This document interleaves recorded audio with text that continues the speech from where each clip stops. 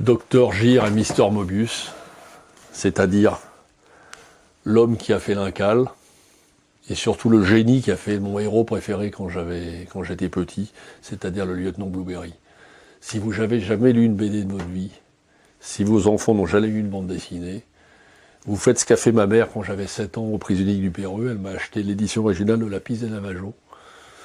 C'est la première BD que ma mère m'a achetée, ayant des sœurs plus âgées qui avaient déjà les Tintins et tout ça, que j'aurais piqué parce que c'est en édition originale, c'est moi qui les ai. C'est la première BD qu'elle m'a achetée. J'allais à la bibliothèque du Péreux à l'époque pour voir la suite, pour lire la suite, pour louer les BD le samedi. Et ma mère me faisait du chocolat dans la cuisine et moi je lisais le lieutenant Blueberry.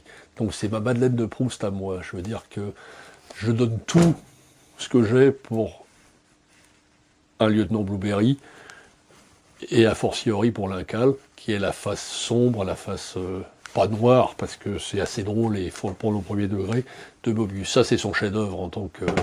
Il a fait 2 chefs-d'œuvre, il a fait Major Fatal et l'Incal. Il est ressorti en édition en refaite, remasterisée comme on dit, pour les DVD, avec couleur complètement originale en un seul tome. C'est absolument un must, et comme Joe Swartz, s'il y a des choses à voir dans sa bibliothèque, celui-là il en fait partie. Et j'ai pas mis un cierge quand il est mort, mais presque.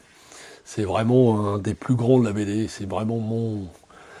J'ai eu l'occasion de le rencontrer une fois dans ma vie et de discuter 1 heure avec lui. J'ai jamais même osé lui demander de venir dédicacer la librairie, tellement j'étais respectueux envers ce monsieur.